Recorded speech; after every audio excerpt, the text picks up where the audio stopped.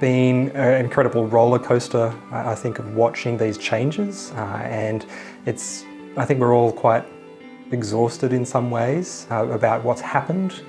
So many things having to shut down so quickly, and so many changes that have impacted our lives so much. And I get that that's really been hard. And so that's where, when I think about these relaxing the restrictions, I can see why there is such like a champing at the bit to get out and enjoy so many things again.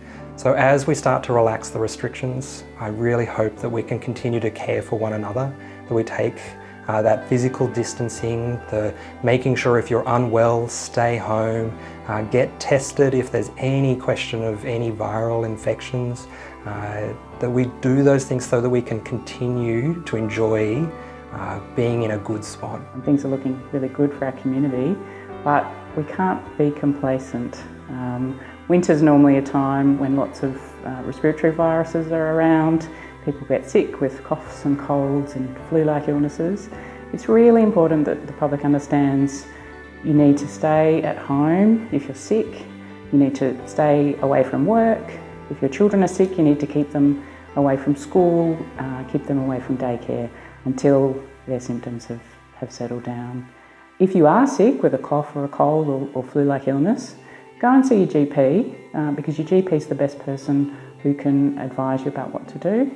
And your GP is the best person to decide whether you need a test for coronavirus. Throughout it all, we want to make sure that people do keep looking after their health. And going and seeing your GP or going and seeing your allied health, physio, OTs, is going to be a good thing to make sure that we are healthy into the future. That our health is not just about COVID, but we continue to care for all the rest of our chronic disease, new issues that are coming up as well. So your GPs and allied health specialists are putting in a lot of effort to make sure that you are as safe as possible to come here when you do. Most GPs are offering telehealth appointments, so you can have an appointment over the phone or on a video call with your GP from the comfort of your own home, and your GP can advise you about what to do. If you contact your GP and they ask you to come in to see them face to face, I just want to reassure you that it is safe for you to go into your general practice.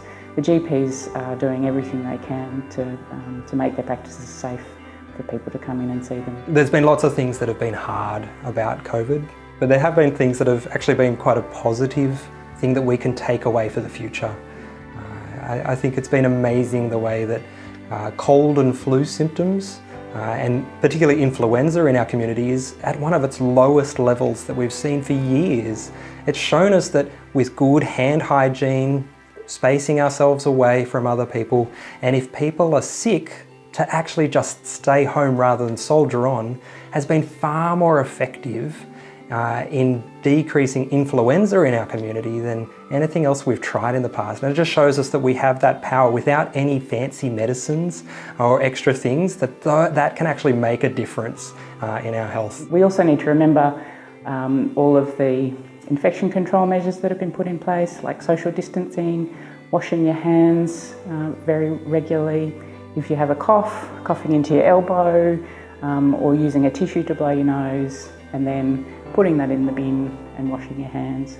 Those measures are going to still be really important over winter until we know that we've beaten this coronavirus. We have been able to do incredibly well here in the New England and Northwest with how we've responded to COVID and how seriously we've taken things.